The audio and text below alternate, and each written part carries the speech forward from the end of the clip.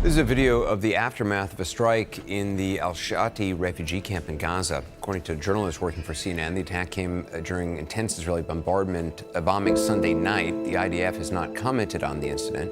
United Nations officials today said 70% of people in the Gaza Strip are displaced, many living in conditions a statement called, quote, inhumane. The Secretary General said the Gaza is becoming a, quote, graveyard for children. Israel's ambassador to the UN lashed out at the comments, called for the Secretary General's resignation. Emily Callahan is a nurse, activity manager for Doctors Without Borders, MSF. She was evacuated last Wednesday and arrived back in the U.S. just over the weekend. First of all, how does it feel to be out? A lot of people keep asking me that, and I really don't have a good answer. I obviously have a sense of relief that I'm home and I'm with my family and feel safe for the first time in 26 days. And I'm having a really hard time finding any joy in any of it because me being safe is the result of having to leave people behind. People watching this have seen images from Gaza. They've seen the hospital images. They've seen the horror of children dead, day after day after day after day. I mean, they've seen all the images.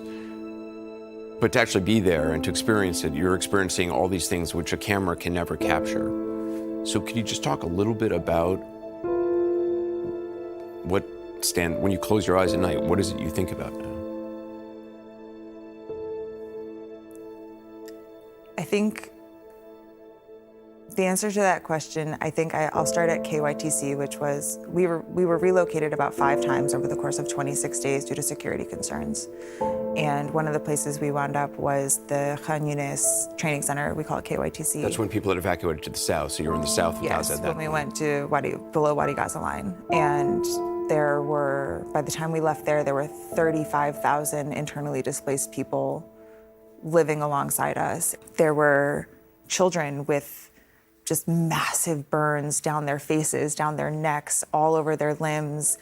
And because the hospitals are so overwhelmed, they are being discharged immediately after, and they're being discharged to these camps with no access to running water. There's 50,000 people at that camp now in 4 toilets. They're given 2 hours of water every 12 hours. There's 4 toilets for 50,000 people. Yes. And that's where we were living too. And they have these fresh, open burns and wounds and partial amputations that are just walking around these conditions. And parents are bringing their children to us going, please, can you help? Please, can you help? And we have no supplies. When in situations where there are tens of thousands of people and it is a war and people can't feed their kids, things get strange very fast and things get tough very, very fast and people turn on each other. You saw that up close. At KYTC, the reason we had to leave was because we were starting to be harassed. Desperate people who are losing loved ones right and left are angry. And they would point at me and scream American walking past. And at that point, we had no idea what was coming in the next few days. And they would yell things in Hebrew to see if we were Israeli. They accused our national staff of either being traitors or said, you're pretending to be Arab. We know that you're just pretending to be Arab. Stop lying to us. And our staff had to defend themselves. And we said to them over and over again, you don't have to stay. We understand if you want to leave us. And they said, you are family too, and we're not going anywhere. Your staff, the Palestinians who work for MSF, or Doctors Without Borders, were concerned about your safety. We would have died within a week without them. They are the only reason we are alive. It's incredible that this took so long to get Americans, sick people, start to move through that Rafah border crossing. It's inexplicable. And we were desperate. We did a calorie count at one point based on our supplies and figured out that if all of us, there's 50 people with us living in a parking lot now, only ate 700 calories a day, if that's all we had 2 days of food left, and that's it. And our national staff took off. We had no cell service at that point, so we had no idea what had happened to them. There's bombs going off all around us because there's no safe place in Gaza. Even getting through that Rafah border crossing, what was that like? They didn't leave our side for a second. You're the national staff. The national staff. Because they feared for your safety, even at the border crossing. They made sure they were standing between us and desperate people. They made sure that they were talking to every official that they could find, trying to push us through, trying to get us on the bus, trying to get us out. And we're standing there and we're watching these incredible men who have sacrificed everything for us, who have sacrificed time with their families, their own physical safety, their own water supply they were giving to us. And we're watching them fight to get us across the border, knowing that we were not bringing them with us. And they didn't waver. Ibrahim was right in the front with our passports, fighting so hard to get us on. And we get to Arish that night and find out his parents are dead. They were losing family members and friends. You said if it wasn't for your national staff, you think you would have been killed by people who were just desperate. We either would have starved to death or run out of water. They were the ones that negotiated all of that. Gaza's a small city, so everyone knows everyone, and they would call in favors and call their friends and say, who do you know that has food? Who do you know that's open? Where can we get this? And they would drive all over the place to find water.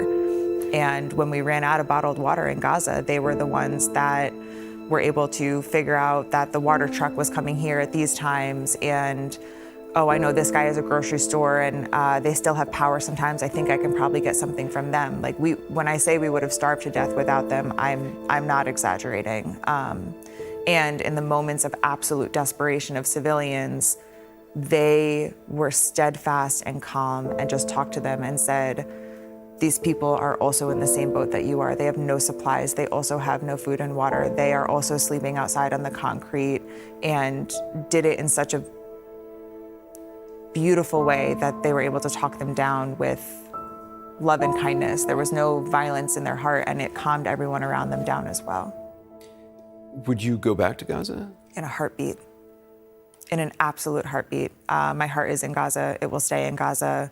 The Palestinian people that I worked with, both our national staff in the office as well as my staff at Indonesian Hospital, were some of the most incredible people I've ever met in my life.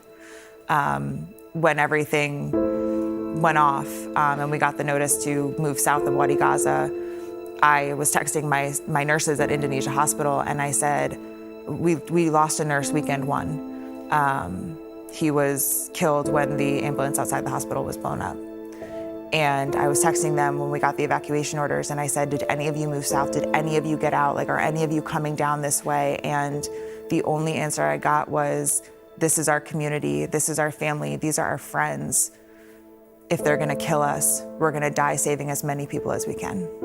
And I said, if I can ever have an ounce of the heart that you have, I will die a happy person. They were incredible. I would like to send out a reminder that there are civilians seeking shelter there, and that my doctors and nurses didn't leave out of loyalty to their community. And I know that there is an idea being pushed right now that anyone that stayed behind is going to be considered some kind of a threat. And I want to remind people that the people that stayed behind are heroes. The people that stayed behind they know they're gonna die, and they're choosing to stay behind anyway. You're talking about doctors, nurses in the hospital. I wake up every morning and I send out a text message and I ask, are you alive? And every night before I go to sleep, I send another message and says, are you alive? Well, Kelly, thank you so much for your time.